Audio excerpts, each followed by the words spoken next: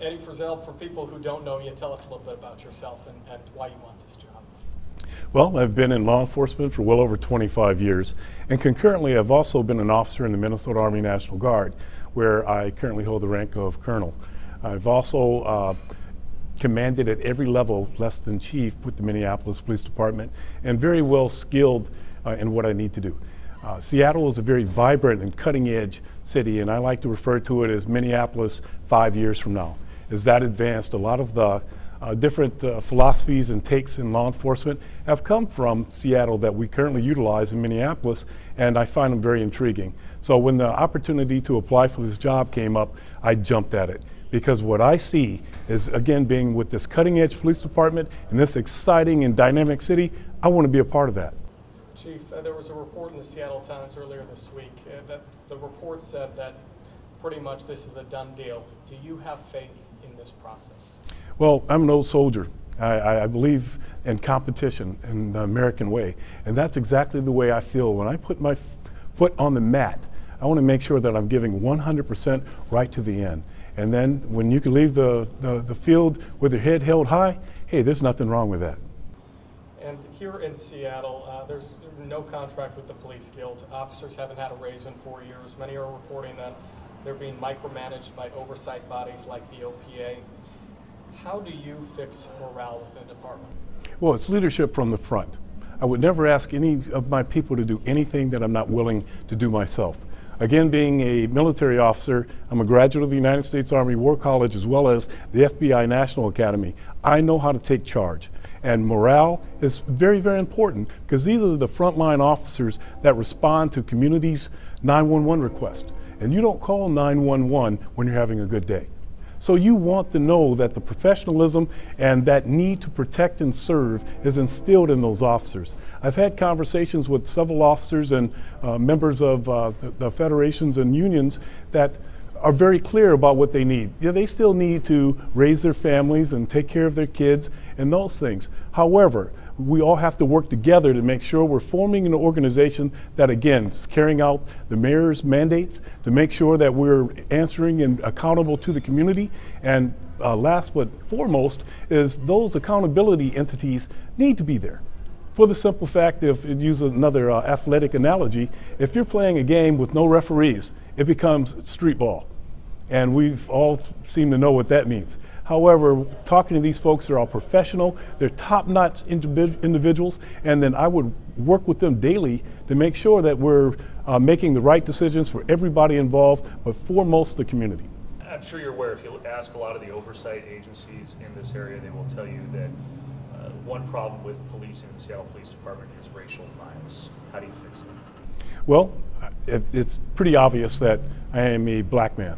I grew up in a very racially charged area. I've experienced it in every facet of my life for my entire time. And I understand that you have to make sure that when you see it, you address it, and you make sure that everybody is trained up not only in law enforcement and implicit bias, but make sure that everything's procedurally just, which simply means that you don't make preconceived notions in the course of your law enforcement duties. Training is absolutely essential. Recruiting from the neighborhoods is very diverse here in Seattle. It's critical for the simple fact, and I've been saying this for over 15 years, a police department must reflect the community in which it serves. And to provide avenues to law enforcement career, which I commonly refer to as ALECs, to give those folks from every opportunity to come on to the law enforcement to be a part of the team.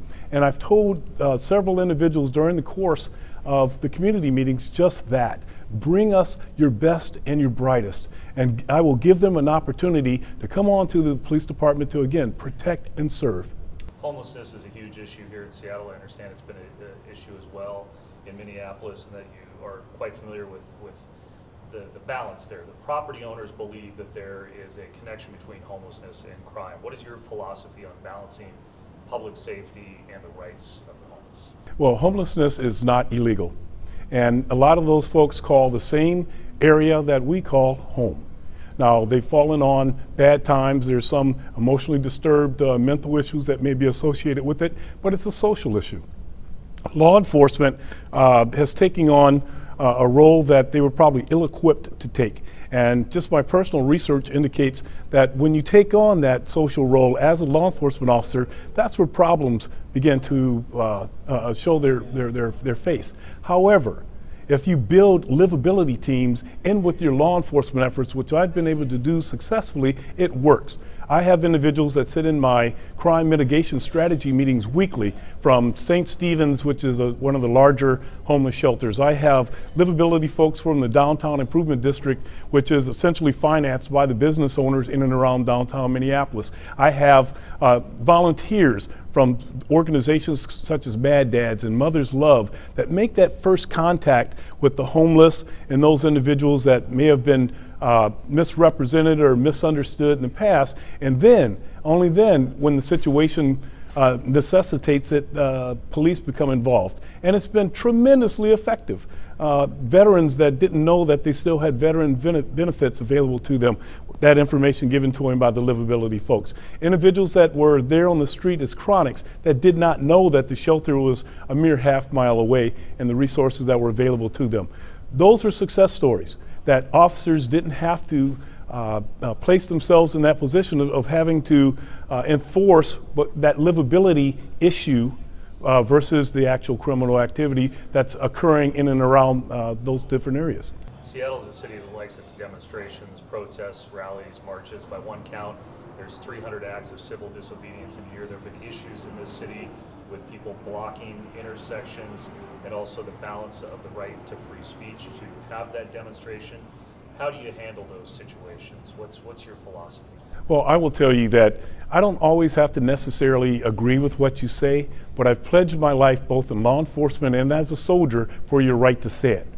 And with that being said, I make sure that I enforce those First Amendment rights and make sure that the police don't become the issue. By simply meeting with the organizers most times and then follow a pre-described method of operation, shall we say, with police simply offering traffic services and making sure that those that are there to disrupt those individuals for their own individual agendas, and you're taking care of the public safety. And we've demonstrated that just over the last few weeks with thousands participating in the Pride Parade. We've had immigration folks that drew nearly 7,000 to 10,000 folks in downtown Minneapolis, and the police simply provided traffic control. And having worked out with the organizers a prescribed route to make sure that we're operating within the bounds of civility and giving them that opportunity to speak and say what it is they need to say.